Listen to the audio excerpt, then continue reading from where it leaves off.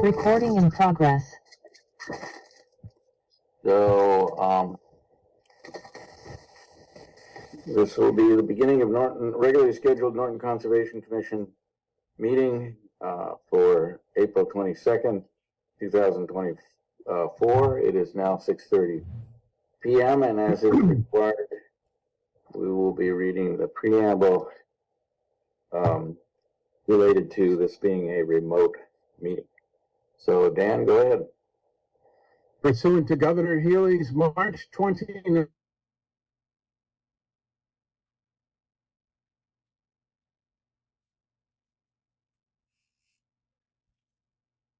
Unfortunately, Dan, you froze.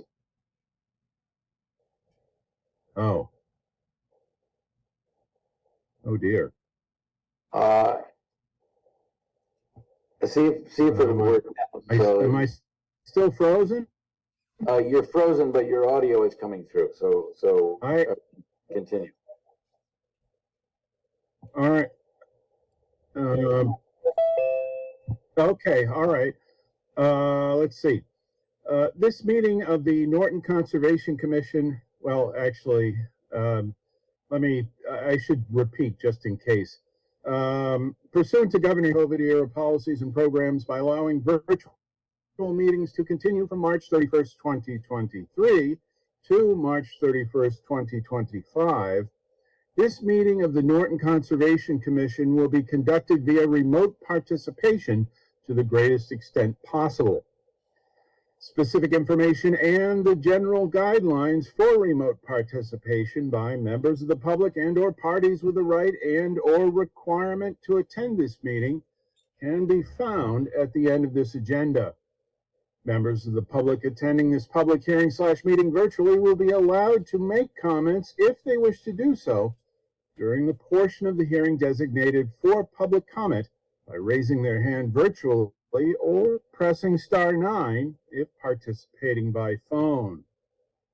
No in-person attendance of members of the public will be permitted, but every effort will be made to ensure that the public can adequately access the proceedings in real time via technological means.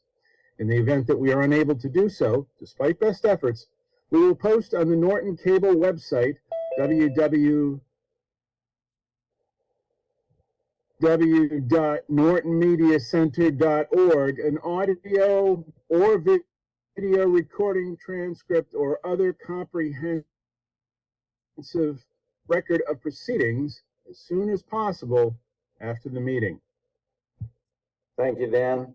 So participating tonight, we have John Thomas, our Conservation Director, and Megan Harrup, our Assistant. We also have myself, Julian Kadish, Chair, Lisa Carroza, Vice Chair, Mark Fernandez, Tom Ovest, Joseph Carvalho. I know Paxton, you're here. There you go, Paxton Hauschel. And I think that's the full board. So our first item on the agenda is a new public hearing, file number 250-978, a request for an amendment with regard to adding at least one additional weed-killing agent for the treatment of Norton Reservoir. And I will state that I border the Norton Reservoir, so I will not be voting on this, but I will continue to direct the discussion. So do we have a representative of the applicant? Would that be Stephanie? Your audio seems to not be working well, so give it a try. Oh, is this better? That is much better. All right, very good. I'll speak up. All right, may I share my screen, please? I think you probably already can.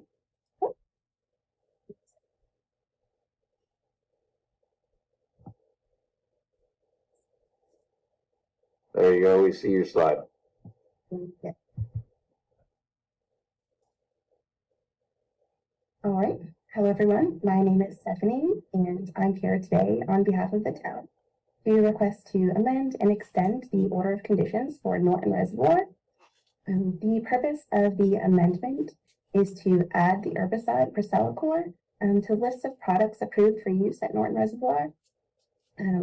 Under this amendment, there would be no change to the overall management area of the original order of conditions, and this would simply allow for additional treatment options to manage the variable milfoil. Procelicor is already approved for use at Winnicott and Chartley ponds, and treatment would take place in late spring and early summer at concentrations of less than or equal to 10 parts per billion. And the request for extension would simply allow for the continued implementation of the aquatic plant management program at Norton Reservoir. And that's about it. Okay. This seems to be a straightforward modification based on the appearance of milfoil at in the Norton Reservoir. Is that correct? That is correct. All right. Any questions from the commission or John? I have a question. Oh, sorry, go ahead. All right. Well, Tom, you were there first, so Yeah, okay. Yeah, so sorry, I think I didn't catch it when before the slides went off, but does this target any species other than the milfoil? No, it doesn't. No. Okay. And Joe?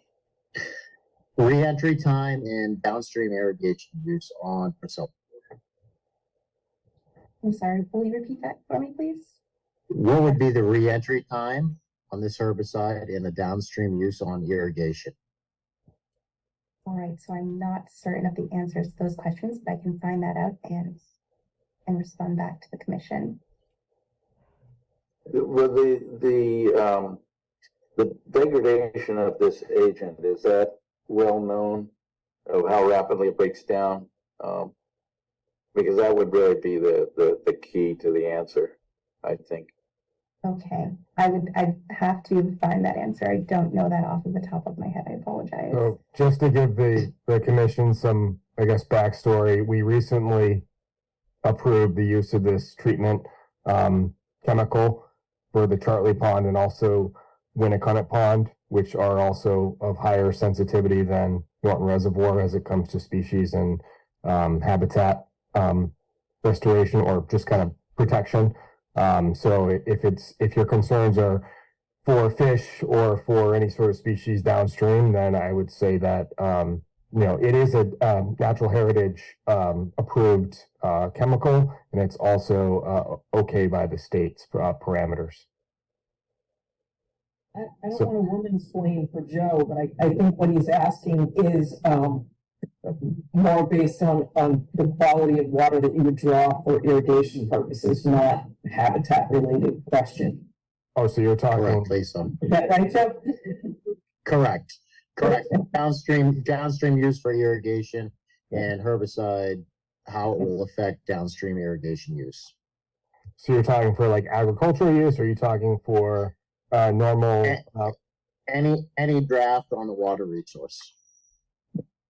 Yeah, it's a good question. I don't know if they answered it originally. It may be in the file and they had answered it originally, but I don't think it was brought up at that time, to be honest with you. And I think one of the keys to this issue is what is the dwell time? In other words, does it break down very rapidly so that by the time it would leave the reservoir, the likelihood of any effect? But that's the answer we need, Stephanie. If we could get that feedback in some way, that would be helpful. To my question only would be is that we have a posting that would allow a certain time frame of downstream water use, and that would be all that I would be in. It'd be 28, 48, 64 hours, whatever the requirement would be. Yeah, so we do have notices that are given out. The town does have that posted a couple weeks ahead of time. We have a 2-week window of notice, so that way, for instance, prior to treatment. So if anybody's looking to draw down the water, they're basically given notice 2 weeks ahead of time. Does that serve your question? No, that's on the upfront end. Joe's asking once it's applied, right? Correct, once it's applied, what the downstream Oh, usage no. could be. Thank you. And the other thing that may be relevant is, Stephanie, you mentioned that it would likely be applied in the fall No, or, this spring, oh, spring and summer. okay. So it would be relevant to irrigation use. So I think if we can get the information about how long it remains in the water column and whether or not downstream warnings of some sort might be needed. So Stephanie, when does the existing order expire? So that expires this year. So in April, actually. Oh, so this month? Yes. Okay, and so you're looking for what, a 1 year? What's the request? Is it, So it's for a 3-year extension. okay, Well, so John, procedurally, if we continue this until May 6th, is that going to be a problem? Well, the order would expire. So for Yeah. instance, you can't continue it. You can do one thing here. You can provide the extension, but then 2 weeks from now, they can come back for an amendment and get the amendment for after answering all those other questions. Okay. And actually, I was able to obtain that time frame. So it's typically, Prosalco is typically not detectable the following day. So it breaks down very quickly So within 24 hours? within 24 hours. Okay. So then if I understand that correctly, it's applied and within 24 hours, it's gone. That is, yes, is our understanding. That's what the pesticide sheet says online. So Okay. So Joe, does that help? That covers my question 100%. As long as the sheet allows this to happen, then I think our normal postings are adequate. But I'd like to make a motion to accept this. Well, let's see, so that technically this is a new public hearing. So the procedure, I guess, has to be, we have to close and then we can potentially, yeah, the extension isn't present on the agenda elsewhere. So we can entertain a motion to close and then a motion to extend I'd like this. to entertain a motion to close. second, We have a motion by Joe, seconded by Lisa. Roll call vote, starting with Dan and Lisa. Aye. Joe and Mark. Aye. aye. Tama and Paxton. Aye. Aye. And I'll throw in an aye. And so we can now extend the permit for file number 250-978. Motion for that. I'll make a motion to extend the order of conditions for file 270-978 for a 3-year period to April 2027. Second to Lisa's. Did you say 270 or 250? I think you said. 250-978, right? Okay. Yeah. Yes, that's correct. And so motion by Lisa, seconded by Joe. Roll call vote, starting with Dan and Lisa. Aye. Aye. And Joe and Mark. Aye. Aye. Tama, and Paxton. Aye. Aye. And I'll throw in an aye, so the motion carries. Thank you, Stephanie. Thank you. Next item on the agenda does not have a file number, but it refers to 18 Country Club Way, notice of intent for an addition of a sunroom to an existing dwelling. Do we have a representative of the applicant? Hi, we are the applicants, Howard and Daphne. All right, I'm very good. Now, I don't know if you can screen share the plan, or John, is this something that you need to post up? We can screen share. Oh, okay. Let's see. Share.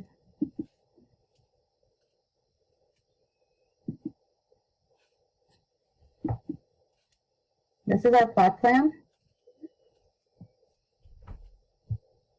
And where we're located in approximation to the wetland area. We are within 100 feet, obviously, of the wetland. But the area right behind our home is a non-jurisdictional wetland area. And we are proposing that we would protect that area with a silt fence to be more than 25 feet away from that area to prevent any seepage during construction. Now, on the plans that were present in our database that we reviewed, the area of modification is not clear, but I believe there's a description saying the enclosed porch and existing deck is going to be the area of the construction. Is that correct? Correct. So we are building right on top of our existing deck area, which is attached to the home. And so it would be partial for the sunroom and the other part for an open deck. And then below that would be an enclosed deck. And so it is exactly the space and size of what was originally there in terms of being a 12 by 32 feet deck space. Do you anticipate any kind of excavation for this, or is it going to be built on structures that are going to be permanent and enclosed? Permanent and enclosed. So no dirt has to be dug up and no cement is going to be poured. Is that correct? The cement, the concrete is a poured, what do you call it? The foundation is a poured concrete foundation. So there will have to be some excavation for a foundation then. Yes. And that's probably going to require some sedimentation control around the area of construction. Do you think there's any way you can modify this existing drawing with the showing where the limit of work would be and the sedimentation barriers, which usually are like straw bottles or something like that? Do you think that would be possible? So this is an after the fact notice of intent. The foundation has already been poured and the structure is already stable. And so we had obtained a builder's permit over a year ago. And at the time we were not advised that a conservation permit was needed in conjunction with that. And so this is after the fact. All right, so this is getting your T's crossed and your I's dotted then. Yes, sir. So John, maybe you can comment. This is totally stabilized, and this is something that it just needs a closure and then an order and a certificate of compliance. Is that what the procedure is going to be here? That's correct. And I guess, obviously it was not communicated, maybe some miscommunication happened between the town and the applicant. And they have respectfully submitted a after action notice of intent for the work that was already done. And they're in front of us this evening to kind of present what they have. It is within the outer extent of the 100-foot buffer zone. But that was just something that I thought they should come back in to receive an actual after action order and be able to get a certificate of compliance for that work and be basically on the books the right way rather than be the wrong way. Yeah, and this will protect you in the future should the property change hands, and it would be potentially a glitch that would hold things up. So it's good to get this just settled and out of the way. I have one question. Certainly. The site is stabilized. We do have grass back on site. We do have complete location of any disturbance. Yes. Thank you. Joe, Thomas, if that's the graphic or the figure that we're going to be approving, the only thing I'll ask is, I didn't see a wetland or buffer zone on there. No, and I agree. They don't have a number yet, and that's probably what DEP is wondering about, is because they don't see the buffers, they don't see the wetlands. So one of my comments, I guess, would be to associate the resource areas. It looks like they used Goddard Consulting to do an assessment and evaluation where the wetlands were based on the report that they had on file in the permit. So I would just make sure that that stuff gets correlated and translated to the actual plan that RISR did. Once we have that, then I'm sure that DEP would release a file number and we'd be able to, issue an order of conditions for the after action work that was done. Okay, so we're waiting for that as well as DEP.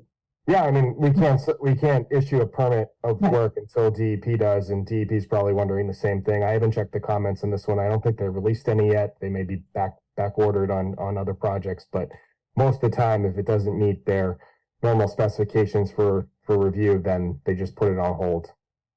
Okay. All right. So, yes. So, first, I guess I have to ask, any questions from any member of the audience about this project? And if not, I think we can consider a motion for continuation. I'll make a motion to continue the public hearing for 18 Country Club Way. Where's the next meeting? It's May 6th. So, To May 6th. Second. We have a motion made by Lisa, seconded by Dan for continuation of this hearing. So roll call vote beginning with Tama and Paxton. Aye. Aye. And Dan and Lisa. Aye. Mark and Joe. aye. I think I saw an aye there, Joe, but you're muted, but I'll throw in an aye. So basically what that means is we have to have a file number before we can close. It sounds like we presumably will get that by May 6th. I think you need to be in contact with John as to whether you need to even be on that hearing, because if it's just a file number, there's no further discussion required, and we would just proceed with the order and then the certificate of compliance. Okay. I would just plan to have a revised plan drafted by your engineer or surveyor, and just make sure that they put the wetland buffers and wetlands on the plan. Okay. So that way we can just use that plan as a base and then provide it and close it potentially at the next meeting if you get a file number by then. Okay. So sounds John, good. though, the wetland was described as non-jurisdictional, so that may be the reason why there's no buffer. So the issue that I have though is Goddard's called it a BVW, so that's why I'm saying that. For instance, if Goddard is calling it a BVW, I'm gonna call it as a BVW as well. So that's why I'm saying if it's a bordering vegetated wetland, it's considered a jurisdictional wetland. And if that's what the wetland scientist is claiming, then that's what it's going to be treated as. All right. Fine details resolved. Um, so we are continued, and our next, so thank you guys. And our next item is file number 1138.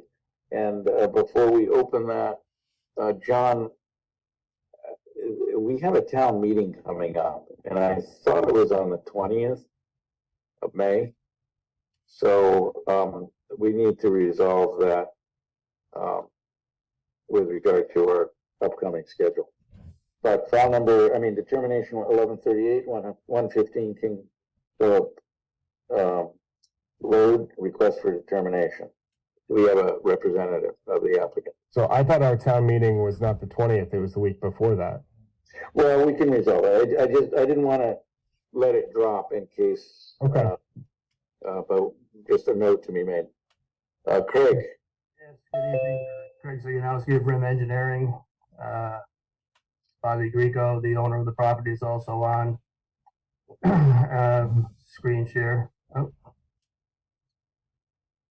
You're all set, Craig, go ahead.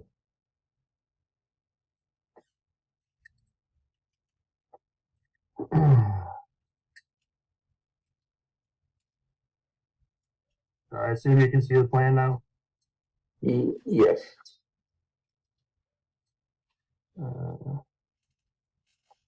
Okay, so this 115 King Philip Road, abutting Winnicott Pond, with a so the house is built in 1972. You can see they have a in-ground pool with a patio enclosure around this existing carport, the driveway. So the wetlands resources is the pond itself, of course. The floodplain in this area is elevation 73.4, which we found to run right behind the existing house. The patio is about a half a foot higher than the floodplain. The floodplain runs behind this. The deck on this pool area is raised a foot or so above the ground. So it's not, it's on posts, and the floodplain runs basically right under it and around this shed and off to the property next door. What we're looking to do is put a detached garage right here. And the second item we're looking to do is a removable floating dock in the pond itself. The zone that we're in, unfortunately, requires 50-foot front setback, which is why I have the garage pushed back where we have. If we, some reason, cannot get this approved in this location, we'd have to ask zoning board for a variance on the setback. I would like to move it forward if we could, but again, the 50-foot is minimum. So we're leaving room between the house and the proposed garage, as they have this existing boat launch area, which will now be used to access their dock if approved. The other resource that we have on the property is the Winnicott Pond is a rare species habitat number 676.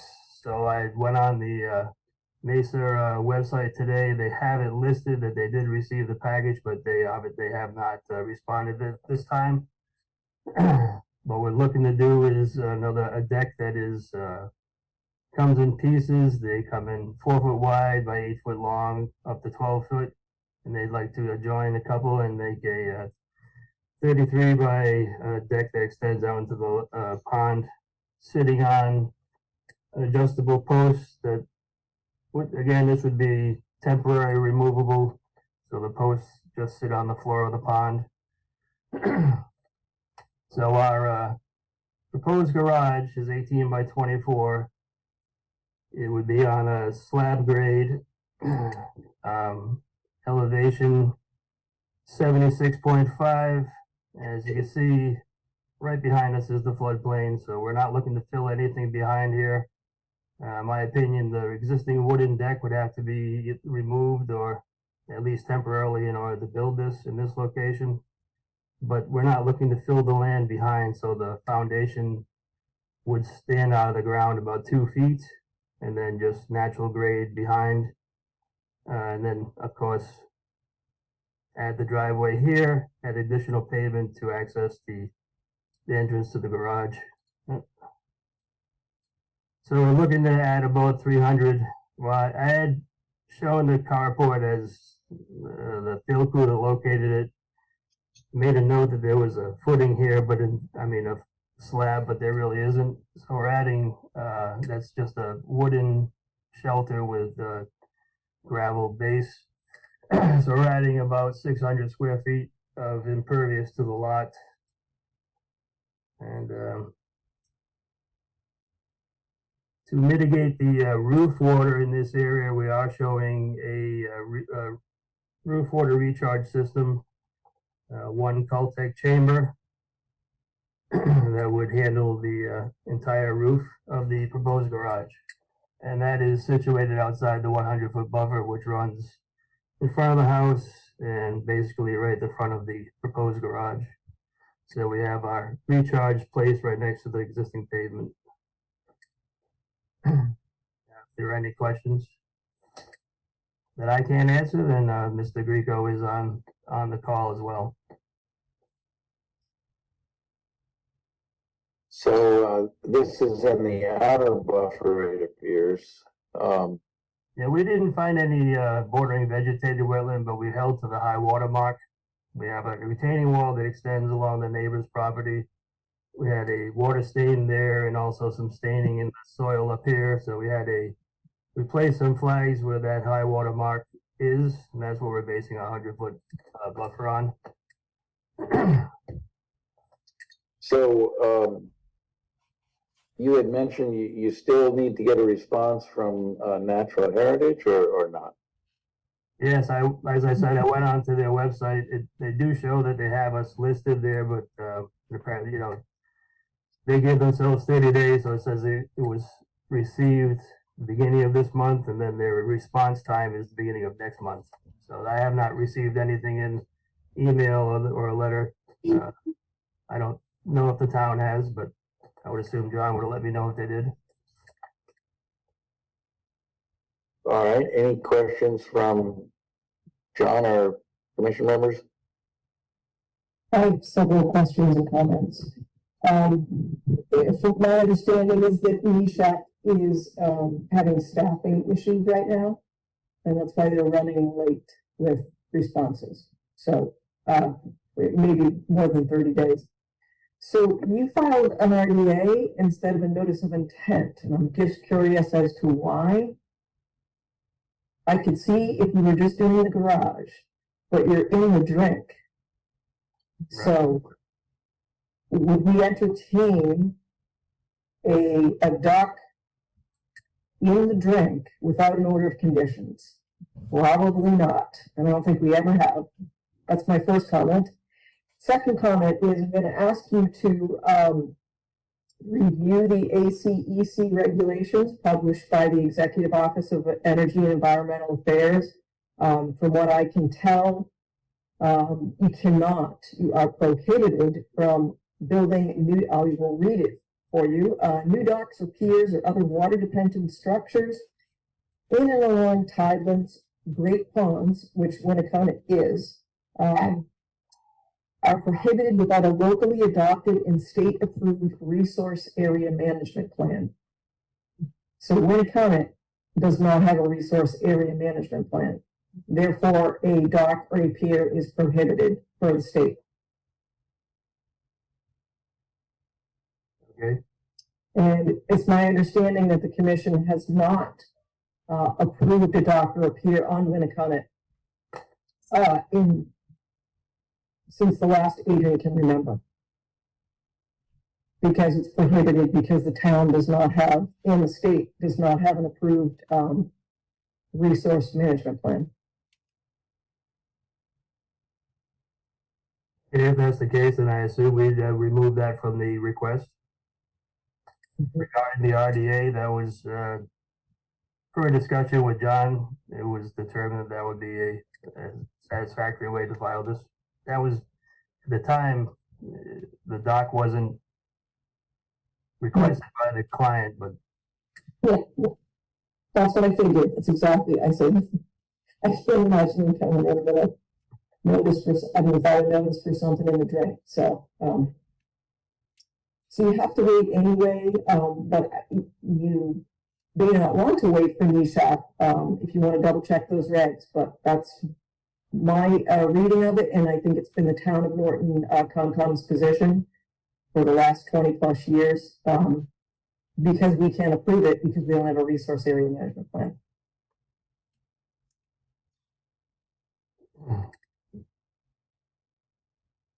Okay, I would discuss with the client, but I would assume if it's not gonna be permissible, then there's no point in,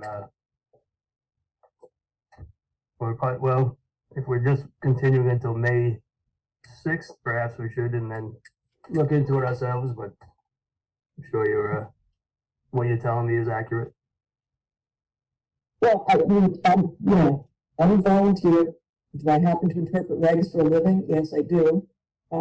But you may want to look it up. Give your client the satisfaction of looking at it yourself. But Right.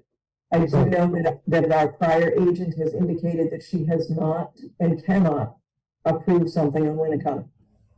Craig, one thing I would do is I would look at the simplified Chapter 91 license for docks and piers.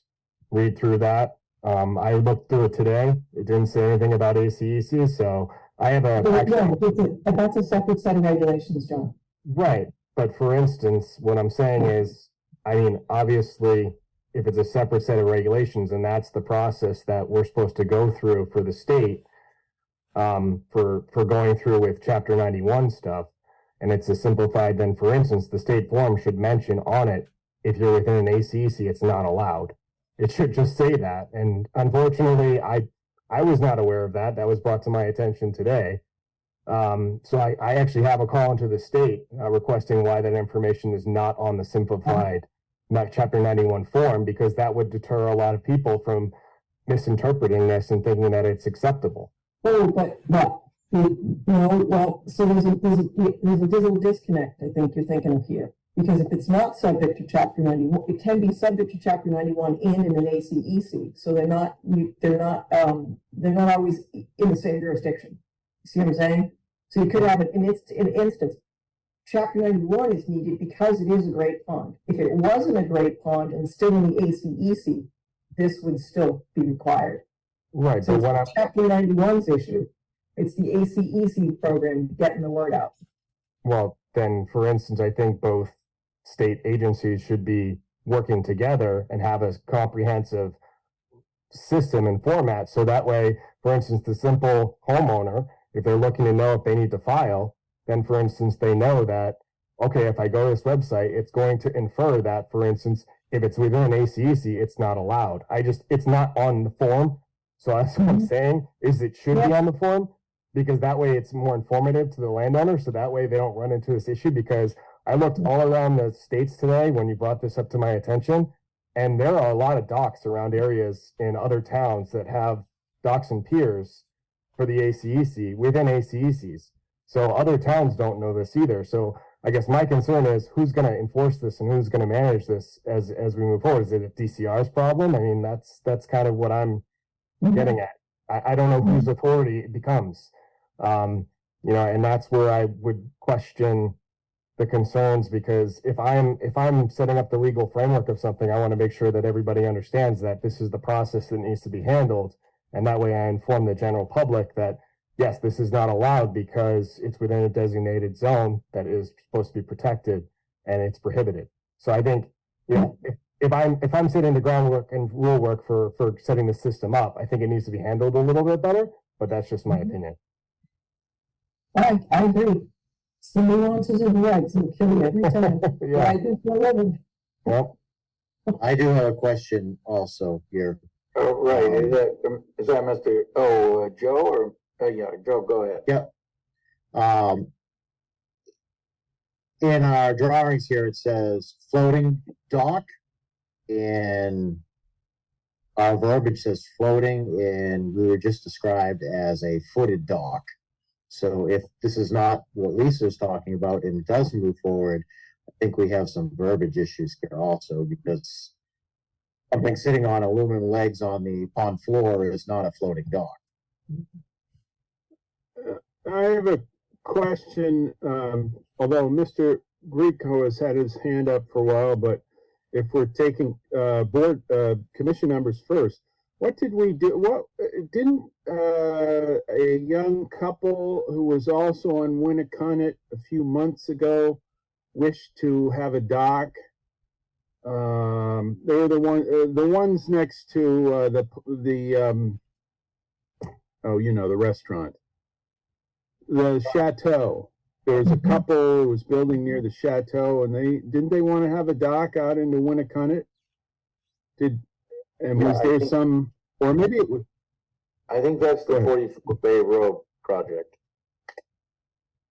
Uh, Are you talking about the 38 Um, Charlotte? You're talking about the 38 Charlotte project, which we just approved, right? And no, there was reference to a house on a very small area adjacent Bay Road on Lake Winnicott, and they had requested a removable dock. So I'd have to look through the records. you could have a removable dock. well, that's I No. believe what this is intended to be as well. Does not make a distinction. Okay, so we told them this essentially the same thing then, or I think we would have to revisit that. But we've got a hairball issue that will require this to be continued. But Mr. Greco has his hand up, so if we don't have further commission questions, we can take that question. Mr. Greco, you want to ask your question? Yes, hi. Can you hear me okay? We can. Okay. At this point, I really don't know what to say, to be honest with you folks. I mean, it's just a removable dock. It's 35 feet out.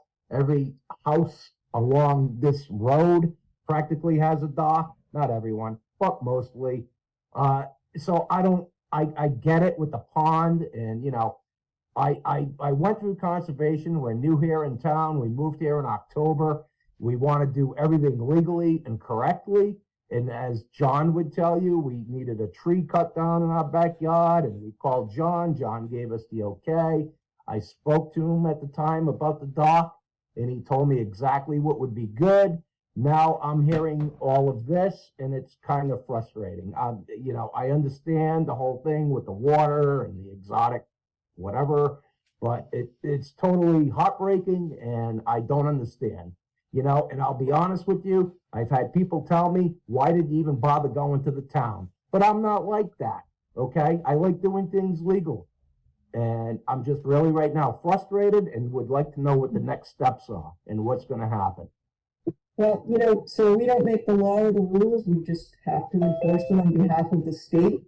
And I would suggest that Craig do a little more research on this. But I'm reading it in black and white. So. I have a call into the state too, so don't worry. I want to find out an answer because I'm curious. Because for me, as an agent and reviewer, if I'm looking at a simplified process on what they're basically telling, the residential people online, like what the process is, and the information is not accurate, or it doesn't have enough information to know what is allowed and what's not allowed, is not good. So I have a call into the state to actually figure out what the bottom line is this, and hopefully they can address it, because in their questions and kind of inquiry section, this should be addressed and it's not. So I'm kind of a little frustrated as you are, Mr. Greco, and I apologize for any sort of, hardship or any sort of kind of frustrations this has caused you. So I apologize. No, it's not your fault, John. I understand. People just got to read the laws that obviously the town folk that live on this pond are not aware of, and it's totally sad. But anyway, for Lisa, because she's by the book, obviously. But my next question is, where do we move forward with the garage? Well, we have to resolve the dock issue, because right now the two are bundled. Yeah, So- I know, and you know what? I was told to do that. You know, honestly, John, and help me out, be my backbone here. You told me you put them both in at the same time, it'll make it a lot easier. And So- typically that is the case when you kind of show the whole entire package to the commission and show them kind of what you're All right, looking to do. Let's do this. Can we take the dock off the hearing and move forward with the garage? I would be acceptable to that, and we will revisit the dock at a later time. Anybody? That would resolve the difficulty right at the moment, but of course Okay. you'd have to submit a modified plan. But if the dock were removed, this falls still within the aegis of a determination. Is that correct, John? And that's how I see it. I leave it up to the commission to decide on that one, but that's how I would see it. Yeah, I mean, I would agree that it's de minimis, it's towards the front of the lot. And it's, you know, it's separated by the pool of the house from the resource area, so. All right, so how about if we do this? Craig, can you get us a modified plan without the dock being there? And we can consider, acting on the determination. Yes, I can get the plan to you tomorrow. So now the question is, do we close this hearing or continue it and close the hearing next time and then issue the determination next time? Any comments on that? I don't think we can close it the way it is, because it was advertised and it's shown as the dock as well. So, All right, so there won't necessarily be a delay if we do it that way. So if that's acceptable to the applicant, we can continue, close next time and act on it next time. Well, continue with what? The garage and the dock, or just the garage? Well, it would be continued with what we need is a new plan, and I think we need some Right. clarification, because What, you have the plan, just take the dock out of it. I don't understand. Why do you need it? Greg, you on here? Can you enlighten me? Because I'm totally confused. Well, I just need to revise the plan. I'll get that to them tomorrow, and they'll have it for the next meeting. You'll remove all mention of the dock. In May. Well, see, I should have never threw the dock in. That's what's aggravating me, because the town told me to put the dock in. All right, so let me ask you, are you pouring cement within these 2 weeks? But no, we're not pouring anything Okay, until. so there's really no delay in getting your garage done. And Okay. all we're talking about is dock? is completing the procedural paperwork and then getting you your permit for the garage. Okay, that's fine. And that would be your next meeting, which is May 6th? Correct. Okay, that's fine. Thank you very much. Have a great night, everyone. All right, there is a hand up. just a note, Craig, I would I would continue on the path with NESHAP, let them review it, just in case by some miracle somebody says you can do this, and that way you'll get the feedback from NESHAP. Okay, But also, if you're saying this has to be in the context of a notice of intent, as far as the dock goes, Oh, then the dock should be removed in any case. And yes, absolutely, but what I'm saying is to let the system play out and let NESHAP comment, so he can be prepared if the doc comes back. So it doesn't hold him up for next time. okay, No, this is for the, Oh, this is for the oh. dock, I'm sorry, I have one more thing. We did receive an email just now just now, from who? NESHAP, NESHAP? to review the dock. because she's been out of the office sick. Hmm. So is that All right, something but I to go think, forward on? I think, that has to be taken up with John so that he can evaluate it and bring it up in the next time. But I Okay. think for simplification, removing the dock, because the dock would require a notice of intent. Removing the dock still allows the garage to be considered as a determination. Right. Okay. But I'm sorry, my name is Sherry Savoy. I'm also the owner of this property.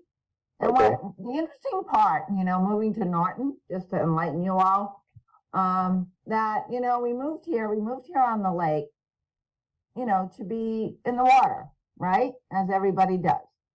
So I understand the state, what you have to do to go through the state to get things done. But I don't think there's honestly one person on this lake or pond, as you want to call it, that doesn't have a dock.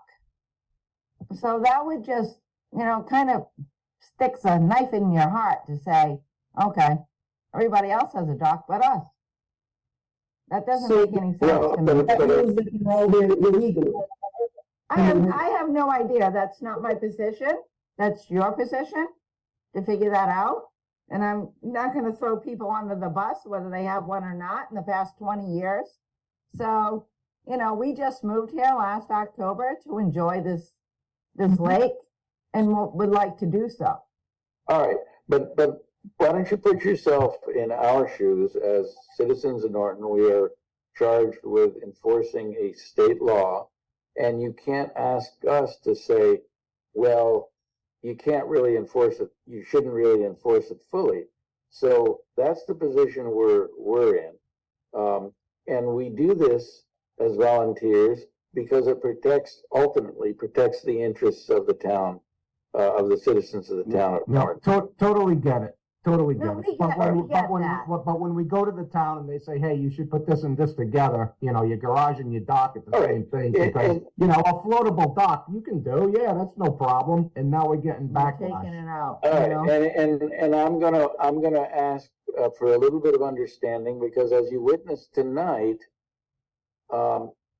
keeping all these regulations from different laws, because that regulation is not in the Wetland Protection Act, is in a different legislation, that it can become a mess. And so, a little bit of understanding that sometimes a mistake can be made. No, okay, we appreciate it, and really, thank you for your time, but yeah, let's go forward with just the garage and whatever Craig has to do, he has to do, and we appreciate it, and we will now mute ourselves and be quiet. You all have a great night, and thank you for at least listening to us. It's your right to participate in the hearing, so, all right, I don't think there are any further questions. If there are, speak up, but we can now consider, if not, we can consider a motion to continue this hearing for determination 1138. So Second, So we have a motion by Lisa, and I believe it was seconded by Dan. Does that sound right? yes. All right, roll call vote, beginning with Dan and Paxton. Aye. Aye. And Joe and Tama, Aye. Aye. and Lisa and Mark, Aye. and I'll throw in an aye, so the motion carries. Thank you, guys. Thank you. Thank you.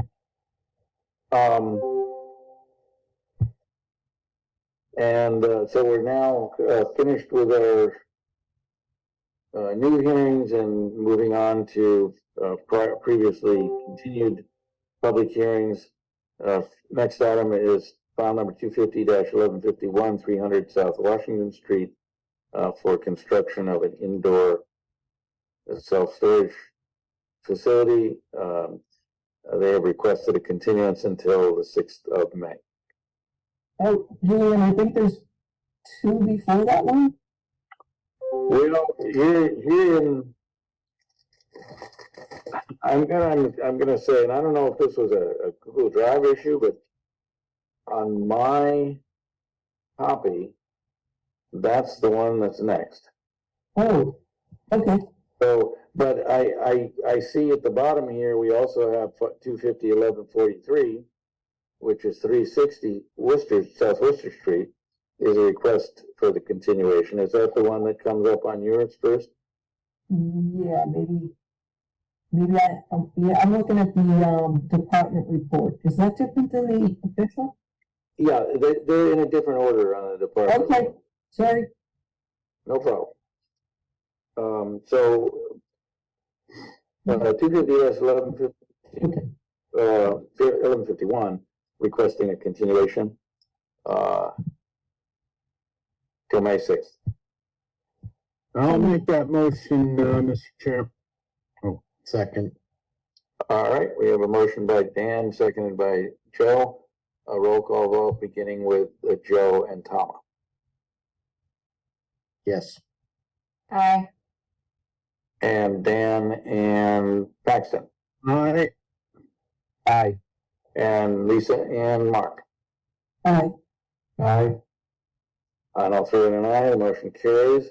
So next on the agenda is file number 250-1152, 0 Crane Street, Lot B. Now, we previously have taken the other two in one hearing, which is 1153 and 1154, which is Lot C and Lot D. So I think we should probably take all three of these at once as we did before. So do we have a representative of the applicant? I have a conflict of interest. I have to respond. Okay. Mr. Chairman, it's Evan Walker with W Engineering representing the applicant. Okay. You may want to share your screen for the plan and go ahead with the new information. So just a quick update. Since last time we met, we addressed concerns of the DEP that about complying with work within the riverfront area, and we presented our plan as far as what we're looking to do. Couple of the comments that we had, one was to have it sent out for third-party review. So we have received a proposal from Pat Brennan, and that has been authorized. And I don't know if, Megan, if you received the check yet, but that check's been cut and sent out. And if you don't have it, I expect you'll get it tomorrow.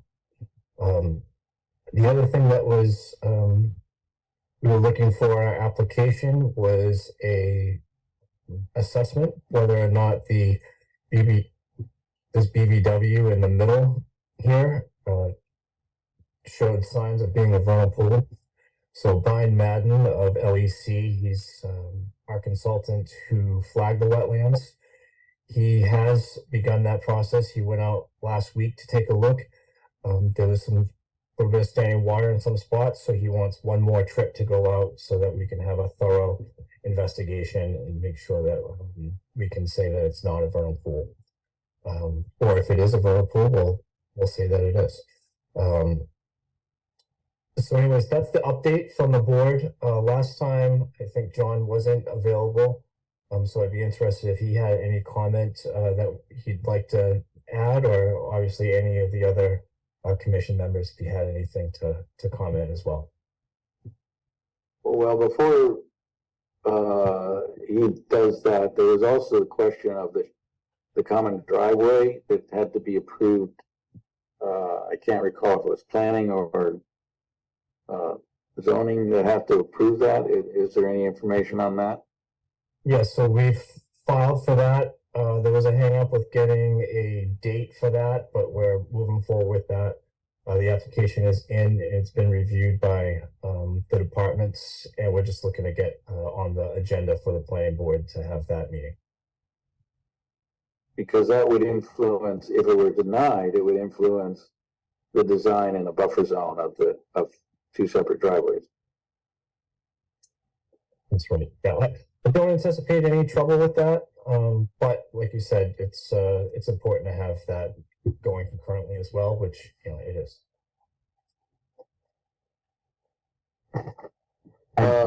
John, you have some comments?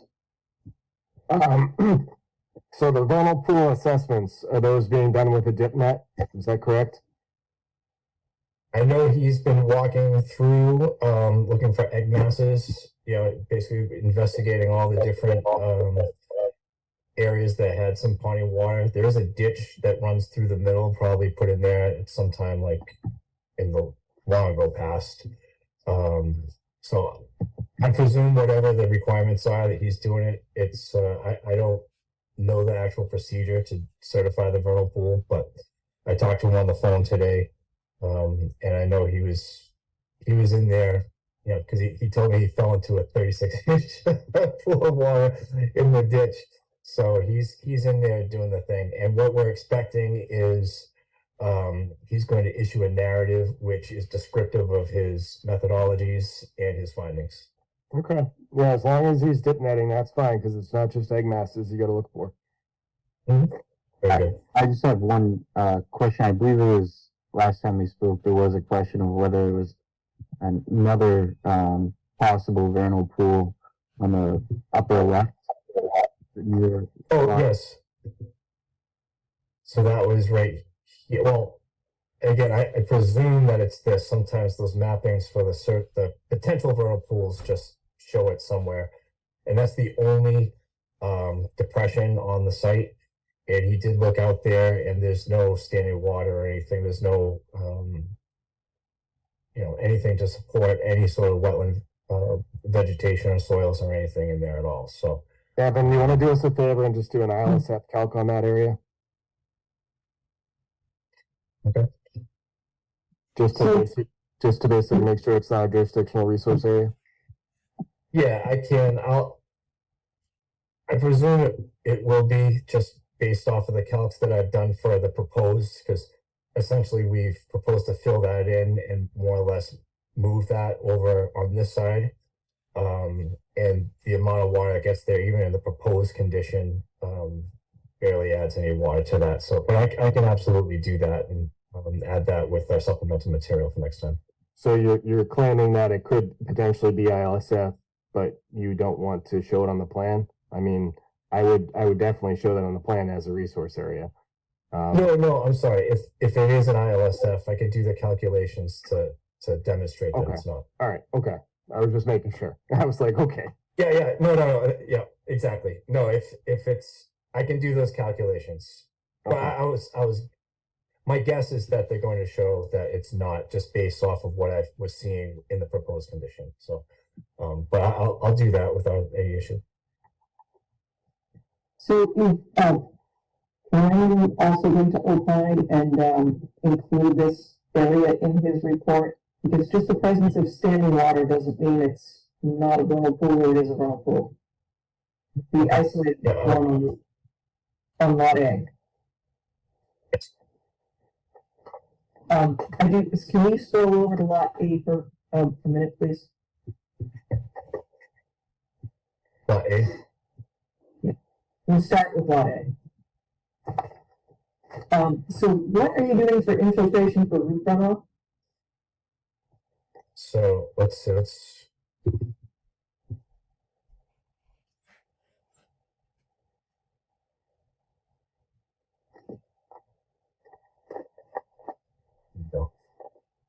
So we've sized the roof runoff to accommodate the 100-year storm for the building. So all the roof runoff is going to a Cultec drywall. And then we've also added a depression here, which essentially acts as a bioinfiltration area for basically the driveway would run off and come down into that overland. Okay, and this is part of the notice of intent set? This lot is, we only filed for a stormwater permit for this one. We did not file a notice of intent because there was no jurisdictional areas. Okay. So you're not showing all that grading associated with the septic system or the infiltration trench on the notice of intent plan then? Oh, I'm sorry. Yes. So this is the entire plan set. So we show, because we also we've used the same plan set to apply for our earth removal and our shared driveway plan. But this plan itself just gives us a good overall view. So here is our actual site plan for Lot A, which indicates the septic system and the roof leaching. Okay, so back to the grading, I think it's the east side of Lot A. Is there, if you go back to the other plan, there seemed to be a tremendous amount of grading on the east side of that lot, or what's driving the bus on that? Well, next to the other house. Oh, here? Yeah, yep. Yep, so the existing grades of this site go up to, I guess that's 85, it looks like. And then on this side, we have a high point of 95, but the road is at 77. So this site is really up and down, very pit and mound, and it's almost impossible to construct a house the way it is. We discussed at the last meeting that this site was used for earth removal sometime in the past. I'm not exactly who or what. If it was the state came in and borrowed some material here. But you can see we're at 80 here, 95 there. So really we want to flatten the site out. You're moving 14 feet of material through there at the high point? On this hill, yeah. Okay. Yeah, and that's why we're going for the earth removal permit at the planning board. Okay, so moving on to the next two lots, is that an equalizer pipe under the driveway?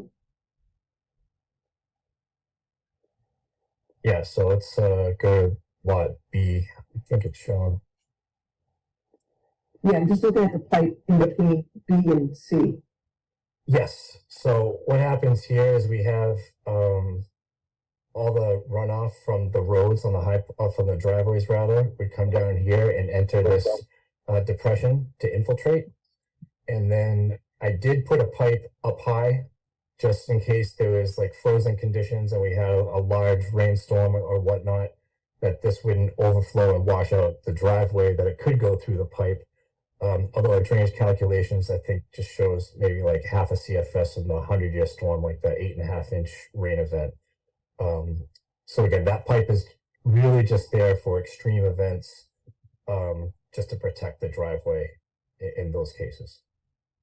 Okay, so if the wetland does turn out to be a container vernal pool, then you're probably gonna have to revisit that as a point source. Yeah, what I think I would end up doing is making this larger, Yep. so that we can expect no flow out of that pipe at all. Okay. And we wouldn't have any discharge. Second to last question is there a tremendous amount of grading along the 25-foot no build. Is there any thought to minimizing the footprint of that grading by putting in a wall? We didn't consider a wall, being that we were outside the 25-foot buffer and we could achieve that. And really what we wanted to do with the shared driveway is just avoid having it in this house's front yard. So we moved it away a little bit, and it worked well with the grading to open this area up as well for stormwater. Again, we have another depression here. Again, with just an emergency kind of overflow. The driveway over and pull that grading away if you didn't want to put a wall in, correct? We could. I presumed it wasn't necessary since we were staying outside the 25. Well, it's one thing to stay outside the 25, but you also and always want to minimize your intrusion into the 100-foot buffer. You're forgetting about the 25. So I would ask you to look at ways to minimize grading right up against the 25 and also minimize the grading in the 100-foot buffer. And that close to a wetland. And then the last question I have is on lot D with the riverfront. That's the only lot that has the riverfront? That's correct. Okay. So does the developer that's developing these 4 lots, however many it is, do they own any of that adjacent land? On either Yes. side of D? Yes, No, okay, okay. Because that would have changed the way that we put the findings in the order of conditions for, calculating riverfront area. For absolutely. avoiding, chopping up a bunch of lots and counting 10%. So, okay, that's all I had, thank you. Thank you.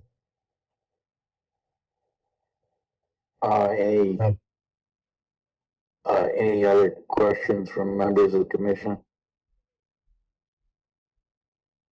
Or, anyone in the audience?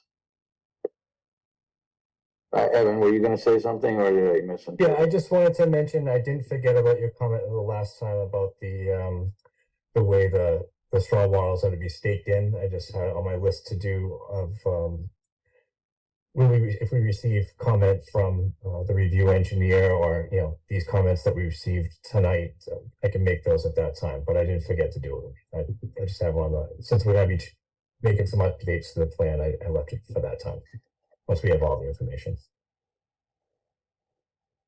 All right, well, as I understand it, we need the, information about the vernal pool, information about the finalization of the shared driveway, and, the stormwater, peer review, yet to be done, so this would require a continuation.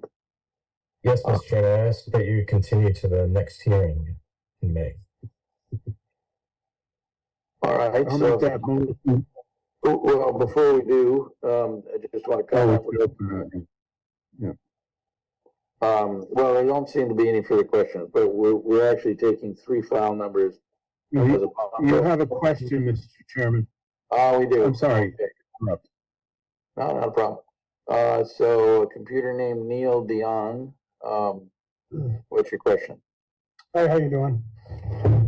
My question is, there's actually 5 lots here by the same builder. Can you hear me? We can. Okay. And the other lot is down the street, down on Crane Street, to the west. Is that a riverfront lot also? No, Okay. no, there's no jurisdictional areas on that one. Okay. That's another lot that had test pits done in it. Is there gonna be any accountability for that, for the destruction that was done? That's, Sorry, well, Is there's that no, national heritage? it is, so we have filings for that with Natural Heritage. There is no jurisdictional areas on that lot. And the test pits are a allowed use outside, especially outside of jurisdictional areas. So Well, with a mini excavator, yes. Also, lot C, at the back, you have a dry well that's also on national heritage.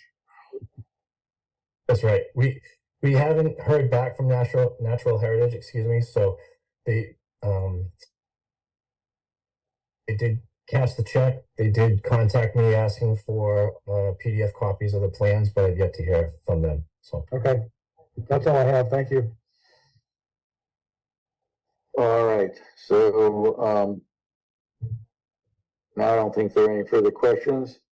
So if we are going, I think we are going to, continue this, but we'll continue these 3 files as a bundle of 52, 53, 54. So you can acknowledge that in your motion.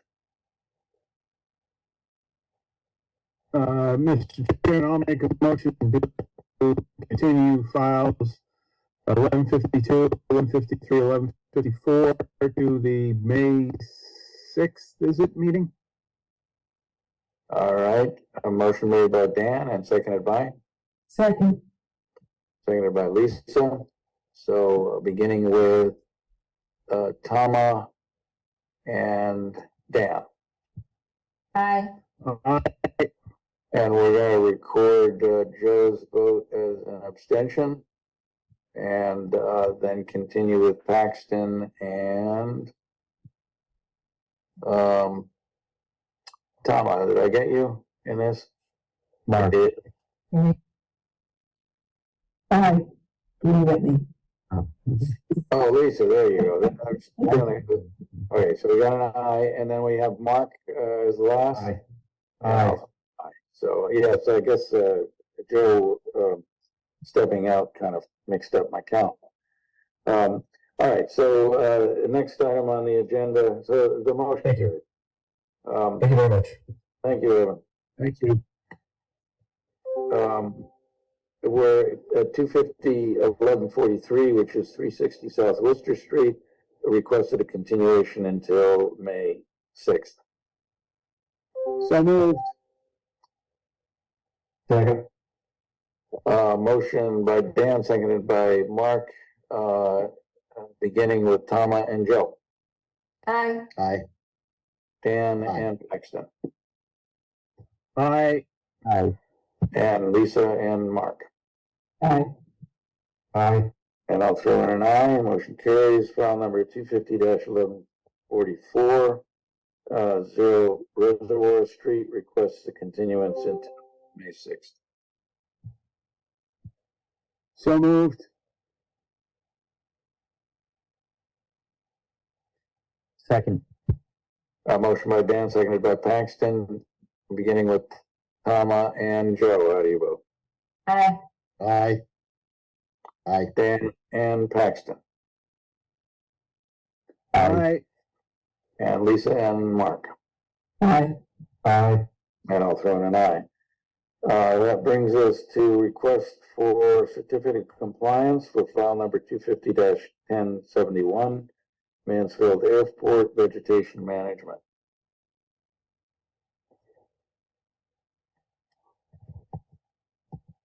So John, it was delayed last time because you hadn't had a chance to go over it and and to inspect it. Any comments on that? Yeah, so the work efforts that they made were in line with the permit.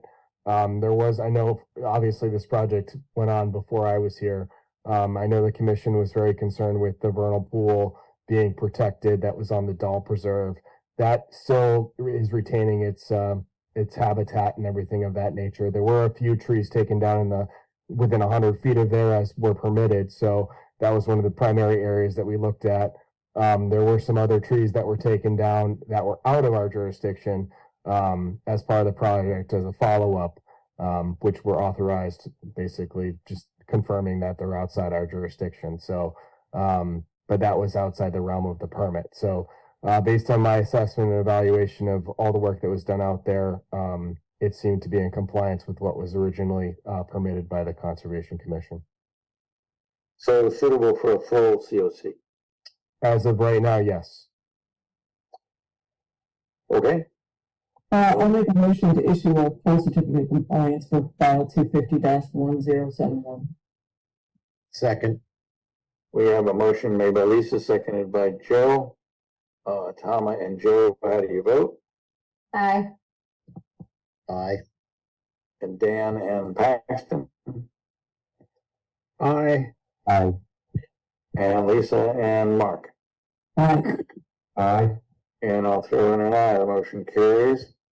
And then for file number 250-1013, we have a request for a partial COC for 9 TP Trail. So, John, full stabilization has not occurred. Is that the issue? Yeah, so the issue is that Mr. Freeman was looking to have it hydroseeded, but they were on basically back order to have the property seeded basically, I want to say 3 weeks ago. He's hoping to have a crew out there this week to get the stabilization. But you know, obviously everybody's trying to stabilize their sites this year with the amount of rain that we've had. So he said that he's basically looking for a partial to get that, but he intends to basically get a full once the grass is stabilized. But everything else is per design, per plan. So that was what he was requesting. So It's up to the commission to whether to grant the partial. I think it's okay because I feel that, he hasn't, had any sort of occurrences which he's failed to basically comply with a lot of the rules and regulations for past projects. So I thought it was okay for him to, make this request, because he's been pretty good with getting in the final COCs. So why are you looking for partial? Is it to sell, to get somebody in? Yeah, that's the main reason. He's looking to have the sale of the house, and as part of their requirements, he needs to either get a partial or a full COC Right. to get the sale. So he said he's In years past, when it first started, we used to post bonds. We used to ask the applicant to post a bond. Does anybody remember that? Julian? Yes, I still can remember those days. so that's what he actually asked that when he came in. Yeah, we haven't done that for a long time. Well, he asked, "Do you want me to write a check for a post bond?" And I said, "I don't think it's necessary. I know where you are in town. But if it does come to that, I can definitely knock on his door and ask him to fix the situation. But I go by reputation here in town. I know that he's a person that lives in town, so I'm going to give him the benefit of the doubt to make the process the right way. He's I know he's a local, and he's willing to basically make things right if it comes to that. So. And I very much agree with that approach. But I mean, if you have somebody who has been a person of their word, I think we should respect that.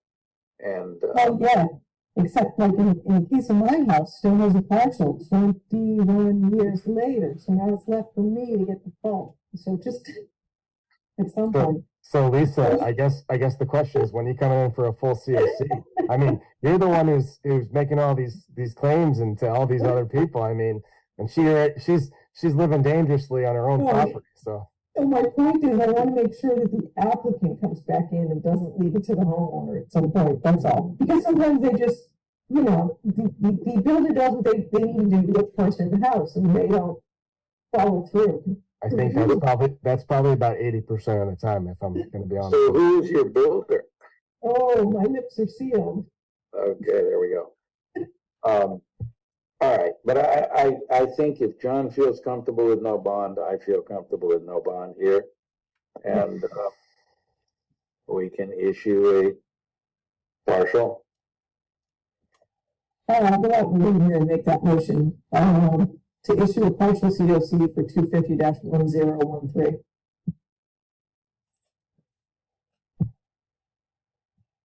Second. It's like one of those races. I couldn't tell who was first, but we'll say Lisa made the motion and Tama got the second. So Tama and Joe, how do you vote? Aye. Abstain. Okay. And Dan and Paxton. Aye. All right. And Lisa and Mark. Aye. Aye. And I'll throw in an aye. The motion carries. Minutes.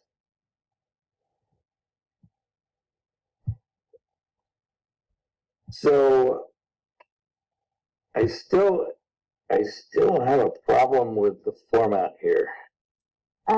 Julian, what about the orders of conditions?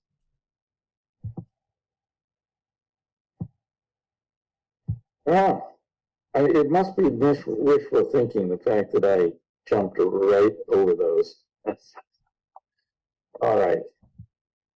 I stand corrected.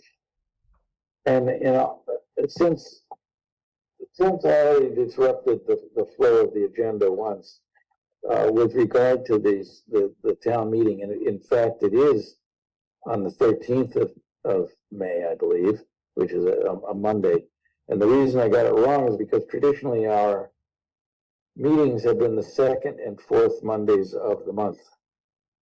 And May 6th is the first Monday of the month.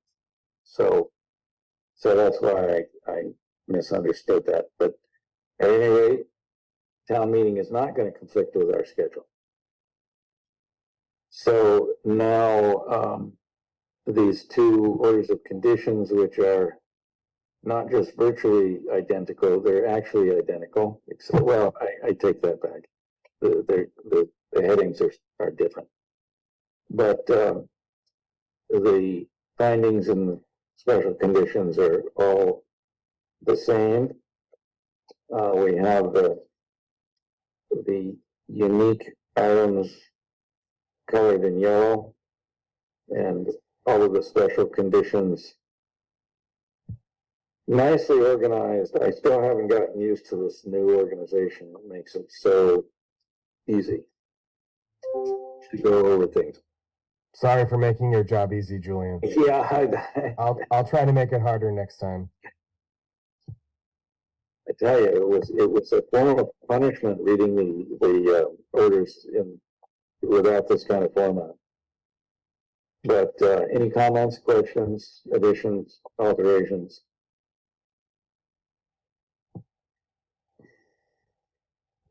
I did incorporate comments and suggestions from the peer reviewer. So a lot of those highlighted items were identified from the peer reviewer as their recommendations. And they coincide with a lot of the other large-scale development kind of requirements and conditions that peer reviewers have recommended in the past. All right. So there's a hand up specifically about these orders. Is that computer with the name labeled Jane? Do you want to identify yourself, or is that a leftover hand up? No, hi, can you hear me? We can. Hi, my name is Jane Rotundi, 17 Reservoir Street. Okay. I have a question that I want to ask about this. I want to thank you for all your volunteer time that you've been working on this. I remain very opposed to it for a variety of reasons, but I realize this isn't the time or place. And I understand from your last meeting, and I might have my words wrong, that you're going to issue a order of conditions tonight for 224 unit buildings on lots C and D, correct? That is correct.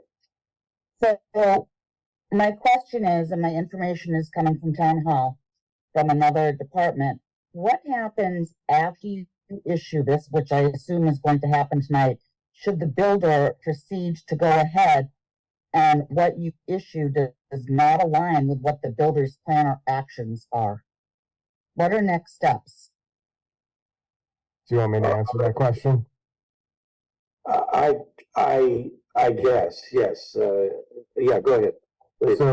So here's kind of what happens is that if for instance the design changes, so let's say tomorrow night the planning board wants them to refine or make modifications to the site plans or design to meet some other standards, or other departments required certain things to the design to change, the applicant is required to come back in front of the Conservation Commission if the work that they're proposing is within 100 feet of the resource area that's being proposed. So the onus is on the applicant to present and make the amendment or request for amendment to the commission if they do change the design from the plan that we're basically issuing this evening to kind of make that, I guess, available to you. Okay, and is that plan available if I were to come down to Town Hall on Thursday when you guys are open late to see what you're working with versus what I've just received? Yes. Yes. Okay. So for instance, what we're issuing this evening is based on a time frame of plans. So if that plan set changes or is modified, basically the pre-construction meeting, before anything can happen on site, before they do any work on site, they have to get authorization from every town department before basically we can give them authorization to start work on site.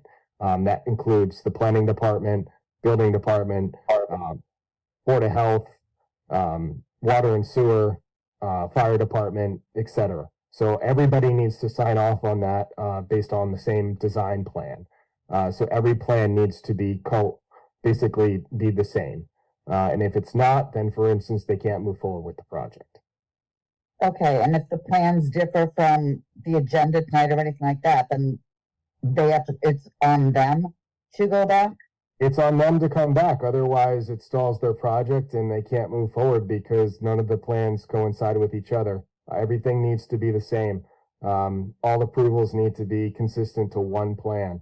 And all the design work needs to be the same as basically being approved by each department. Okay, and is the sign and issue order available for me to look at down there or not?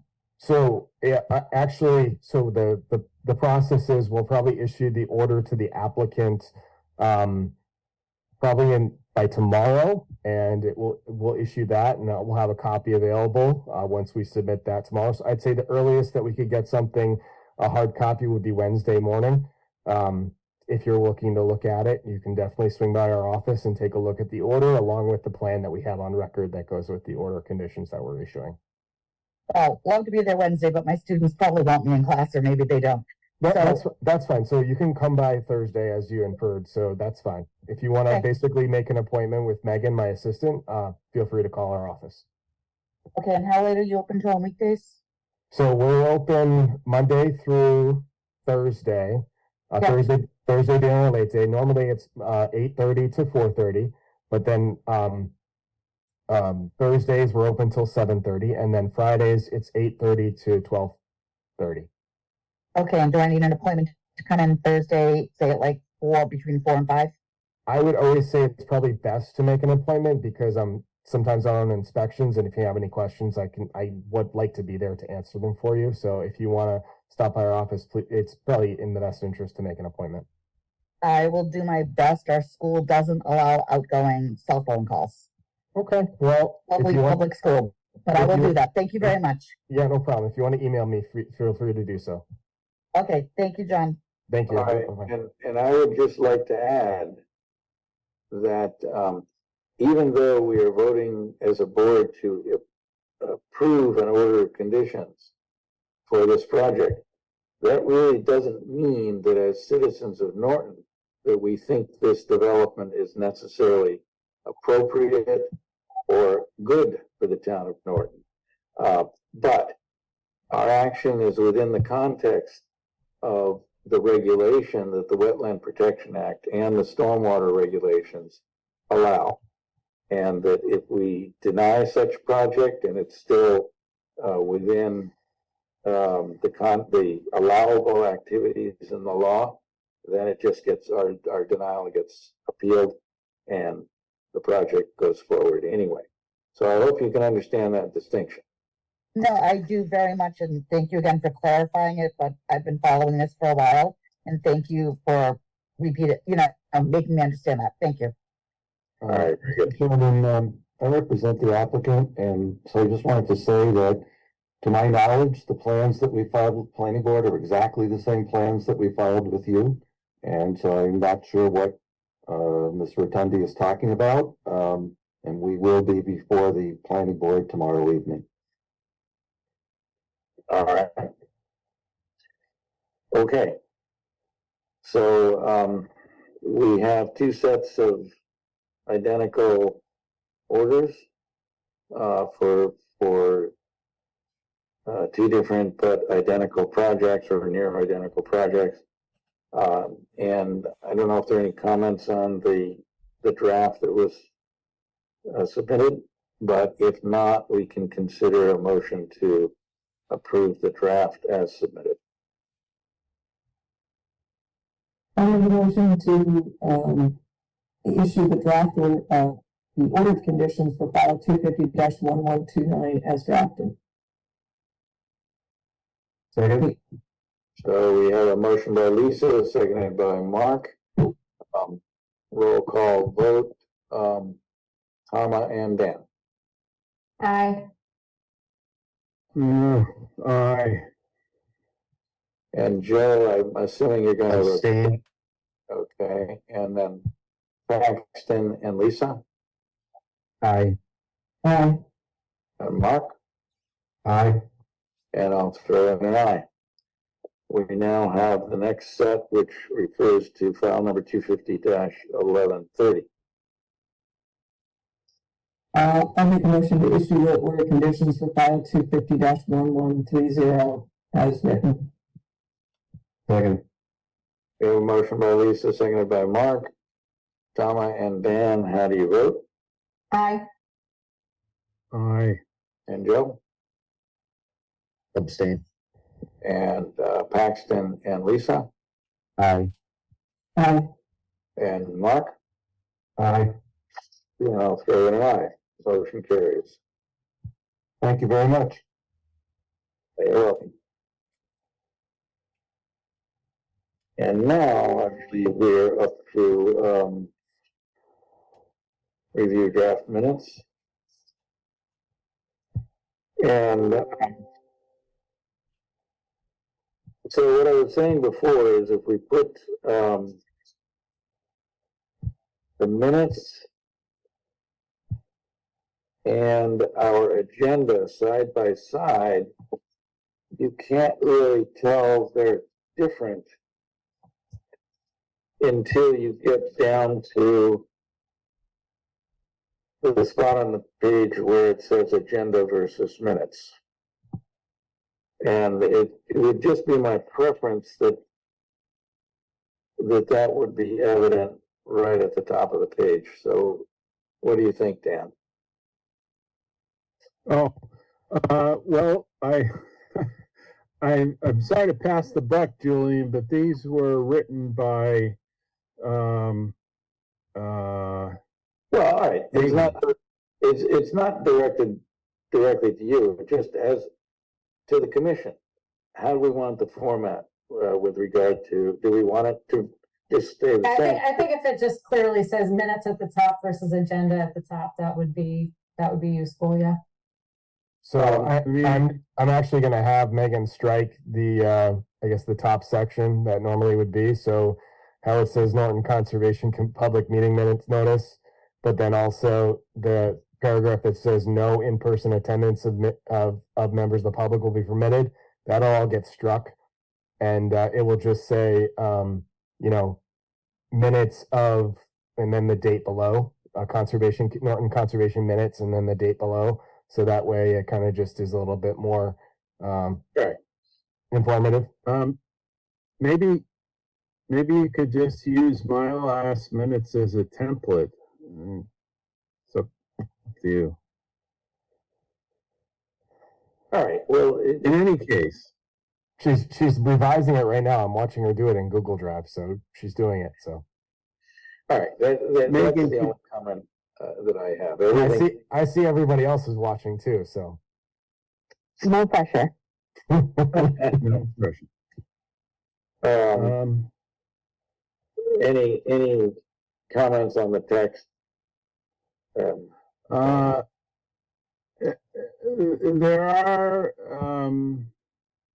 Well, I won't make a joke out of it. The word towns, TOW, NS, should have an apostrophe between the N and the S if it's possessive.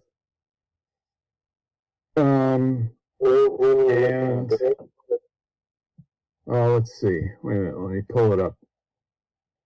I had it up. I still have it up. Let's see. I would maybe suggest page numbers because I don't see page numbers on this. That might make it a little easier. Yeah, I mean, if you just overwrote my last minutes, just use that as a template. Yeah, the it has page number. The difficulty with putting page numbers is they get corrupted when it goes to Google Drive. They do. I mean, we can make a PDF of it, but I know some people don't like PDFs. Well, I have for the time being. I'm abstaining from the time being for writing the minutes, so that's up to you. But I prefer email attachments. Google Drive. I have nothing against Google, but they're you know, the Google Drive, you can all attest to it, having let us down a number of times. And I don't know. I don't even know why we do these. We do the PDFs. To save paper I guess. and save the environment. But do they do that? Saving paper? Yes. I would hope it's saving the environment. It's less use of trees.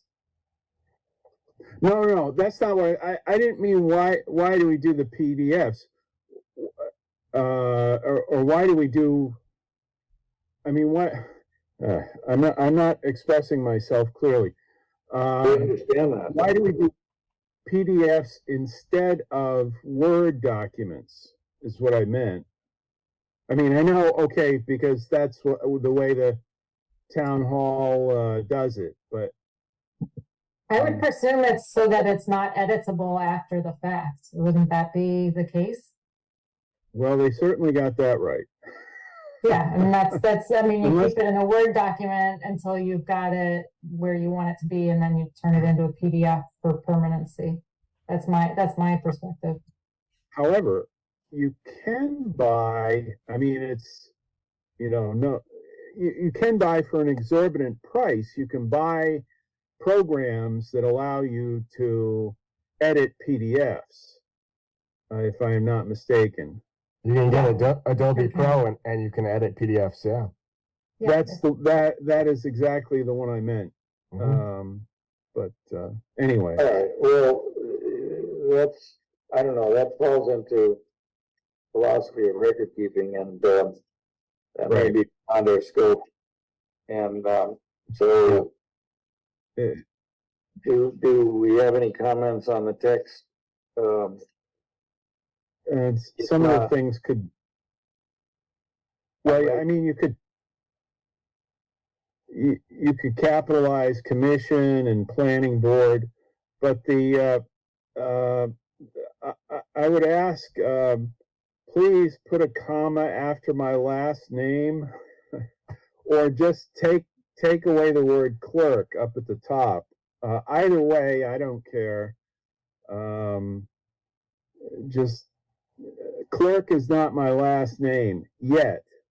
This is probably how people got last names from professions, is because way back in the 14th century, no one bothered to put a comma. This is not true, by the way. Dan, I just removed it, so it's no longer an issue. Okay, all right. Okay, that being modified, so he's asking for a comma. I mean, we can manage that probably. I didn't have any objections to the content. I didn't see any issues with the content of the meeting notes. I think that was a move the question kind of statement. So let's look for a motion. Make a motion to accept the minutes. Second. So we have a motion by Joe, seconded by Tama. Tama and Joe, how do you vote? Aye. Dan and Paxton. Aye. And Mark and Lisa. Aye. And I will throw in an aye. So we should be up to, I kind of lost my agenda here. Oh, here we go. There must be a report from staff here somewhere. I didn't write anything down, but I can definitely talk about it. Okay. So I recently, I want to say today, put in the RFQ for Rose Farm. I wanted to reach out to the commission and say that we're basically actively looking for a suitor over the next 2 weeks to give us a qualification package for the Rose Farm use. And then, for instance, what's going to happen next is the commission is going to have to basically write up a lease agreement once we get those folks in. So hopefully by within the next 2 weeks, we'll get some potential folks that are interested in pursuing that opportunity at Rose Farm, and we'll be able to draft up a lease agreement to get the ball rolling on the potential use of Rose Farm. And hopefully that all can be done relatively soon, provided that we have some suitors that are interested in pursuing the farm use. So I just wanted to give an update to the commission that we're following all the necessary procedures. Legal has basically given me some direction, which is helpful. And then we'll hopefully have a formal agreement, hopefully in place for next month. I hope to kind of have this all situated, and the farm will be basically in operation just for the use of the farm. No community garden use at this time. I think that's something that we'll have to look at a later date and kind of figure out how that would work for us, whether we have to pursue some access improvements or something else to kind of allow for us to have safe passage to the farm at a later date. So working on that, trying to get that all situated. But if anybody has any questions, feel free to call the office and I can try to answer them the best I can.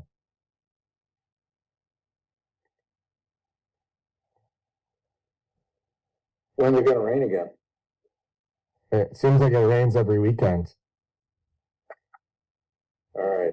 Yeah. No other items?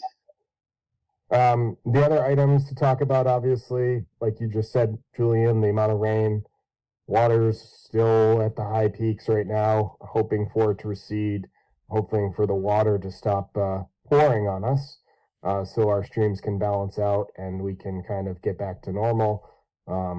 Obviously, I'm sure you've heard or you've noticed that a lot of people are complaining and have concerns about water issues here in town, and we've been trying to do our best from kind of the monitoring side and also the I guess the highway side. We're trying to make repairs and whatever we can do to the drainage structures to help improve the systems and whatnot. But it's been very taxing on for the town itself, trying to make all the improvements, especially with the current kind of financial situation we're in. So but we're trying to do what we can with what we have. So doing the best that we can. So. John, did I understand that when with the rail trail, there's not really any drainage being built in for the rail trail as they're moving through? Is that true or not? So the design that they have shows that it's supposed to pitch in a lot of areas do overland flow. Yeah. But I think in some areas they had some drainage swales and stuff to capture, I think near the roadways and whatnot, to try to keep the water from coming into the roads. I don't know if I don't think that they've started the excavation of those. I think their main focus was getting the pavement down. And then before, I guess, the freeze, and now they're working on doing certain areas. I have a time card list of where they're at right now. I think right now they're looking at South Washington near the end of it, near Crane Street. As of right now, they're doing work down there from what I've gotten and walked by there earlier today. That's exactly where they are. Yeah, so that's where they're working this week. But you know, there's been a lot of water issues in that area. We had reports of that area. People are claiming that the rail trails, you know, impacting their properties and things of that nature. And you know, well, unfortunately, you're hearing that. I'm hearing that from people as well. Yeah. So flooding. It's flooding off into the. It's flooding off into their properties and things of that nature. Oh, well, that's why they rarely, if ever, put infrastructure in the rail trails. And that's why you have the gravel and or grass shoulders. It's exactly what that's for. You use country drainage. Yeah, and that was the design, and I guess in one of the instances that was what was being proposed, and one of the neighbors, I guess, basically made some alterations to the area that they put in, and they were blaming the town for some issues when they took out berm that was put there on purpose, and the berm got removed by the landowner. And unfortunately, you know, that's kind of what happens. You make modifications to something that was designed by the applicant's engineer, you're going to have flooding on your property. So, Just curious because is it still proposed that there's going to be a gravel path on the sides? Because there's no indication of that right now, and just the way it looks like they're taking up the majority of the path with concrete. So I'm not sure if that's still in the plan. in what site? You're talking about North Washington Street? Well, just the already existing rail to trail as the gravel path on, like the gravel on the side, and The shoulder area? Yeah, the shoulder. I was under the impression that that would be the entire additional, the whole additional path would have that shoulder as well, but I'm not sure if that's really the case. My understanding is that majority of the rail trail will have that as a measure to attenuate the runoff. I have to double check the plans, but it is a long stretch. So Maybe small for horses as well. There, I think there may be a section where because I know there's a couple stables and horse runs in the area as well. So I think they were trying to accommodate that use too potentially. But there's been a lot of feedback and things that we've gotten from abutters and complaints and things that the town has been trying to, I guess, you know, figure out and try to work with the neighbors about it. But besides that, I mean, obviously, this is probably one of the wettest seasons that we've had in a while. Hoping for it to balance out. And let's see, what else did I want to talk about? Oh, there is discussions about the Elm Street project. I guess they're trying to do an extension for the sewer along the road that is coming up. There's a public meeting this Wednesday, so if you're interested in attending that to kind of engage and better understand, I think Weston Sampson is going to be giving a presentation. The planner will be there to talk about it. We actually have a planner, Paul Giuseppe. He's back. So if you have any questions or are looking for any input onto kind of the purpose behind it, or kind of to better understand the potential use and uses that it's trying to service, feel free to attend that meeting. And that's Sorry, which is this the property that was the old Reed and Barton? That is correct. Yes. Okay. Yeah, the old company that used to do the silverware, and Yeah. I think they went bankrupt back in. I think they started like in the 1800s, and they went bankrupt. I think late 2000s. I don't remember the date. What time is that meeting, John? I'd have to double check. I know it's posted on the town's website, but I can definitely send over a link to the actual meeting to the commission. So it's a redevelopment? What's that? It's a redevelopment plan? It's a redevelopment plan, and what they're looking to do is they've got grant funding that they have secured to basically enhance and establish upgrades to the utilities within the street. They have a proposed pumping station near where the library parking lot is, over at the intersection of Elm Street and Route 123. So it's outside conservation jurisdiction. They're going to have to file for a stormwater permit with the planning board. And besides that, yeah, most of the work is going to be, they're going to have everything buttoned up with the stormwater, having silt and sediment controls and everything of that nature. But the majority of the work that they're proposing, it seems like it will be within the confines of the street from what I've seen the plans for. If that changes or modifies, I've told them that they may need to come in front of conservation. But Oh, so it's an infrastructure project, and it doesn't do with the redevelopment. no, but the purpose of upgrading the system is to potentially service the potential use of, so for instance, to get a potential developer into basically make it more palpable for somebody that's looking to, I guess, upgrade the property for 47 Elm Street. Yeah. So this extension goes from the area of the library down Elm Street in that direction, or from Reservoir Street to? It's gonna go from Reservoir Street going down Elm Street. And then my understanding is that it's going to go to the pumping station, which is near the library, and continue going further south under 123. Mm-hmm. So, John, quick question. Am I naive or is that gonna run into the riverfront issue? So from what I've seen is that the work is that they're proposing is already within a previously disturbed area. And that's for instance, one of the exemptions is that if you can basically prove or provide documentation that the work you're proposing is with already within impervious surface, then for instance, it's exempt and you can just basically, they could file an RDA if they wanted to. The thing is, if they go down Cross Street, I'll probably have them file an RDA with us, but as of right now, I don't think the intent was for them to go down Cross Street. Thank you. Just quick question, is there an update on the project that's going in behind Midway, kind of in between the police station and North Washington there, that kind of big strip of land? On 123, the Midway and 123. 123, I know it was going to the planning board. What's going on at Midway? Well, it's just behind that whole property behind there that I think we talked about the open space committee meeting, that there's a planning board meeting for a lot of that whole land is going to be developed. It is? I thought that, yeah, I think it was mentioned at the, it was about like, well, I don't know if it's all the same. I think it is all the same owner, but different lots of land under the same owner. It's like good 35 acres. Are you talking about Island Brook? Is that what you're talking about on 123? Or are you talking about near Midway, like behind Midway? It might be what you were first mentioning there.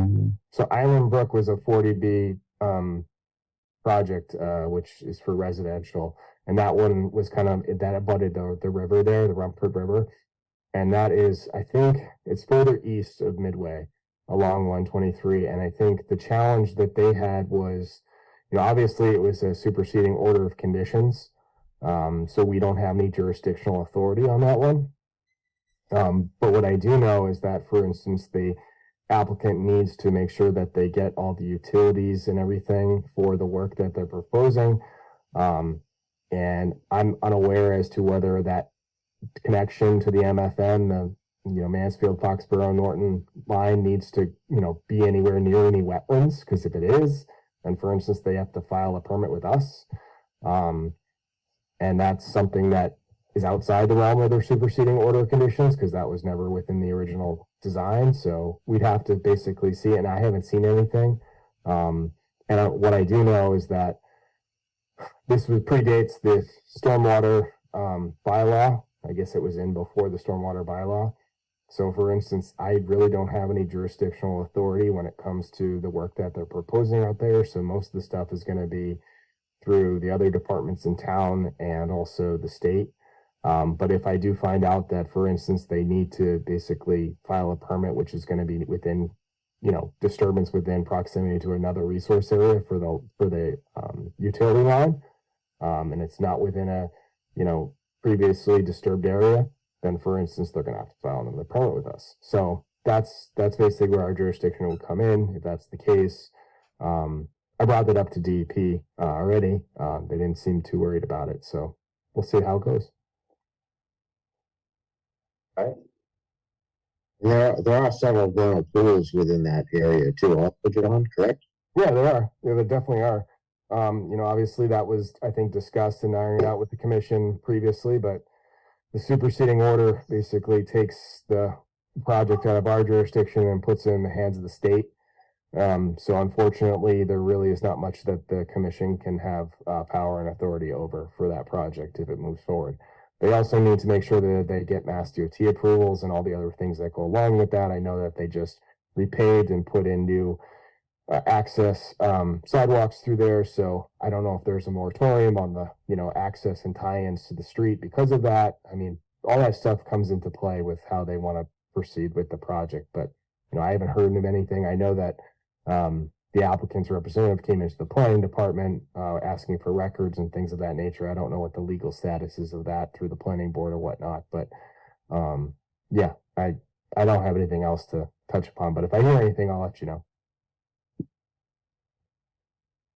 All right. So I think we're ready to wrap it up. Great. All right, so I'll see you guys in 2 weeks.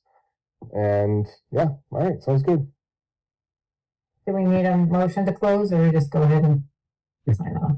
Motion to close, please. It makes it easier for Megan. I will take that motion. I will make that motion to close. Second. All right. All in favor? Say aye. Aye. All right. All right. Have a good night. Thanks. Good night, everybody.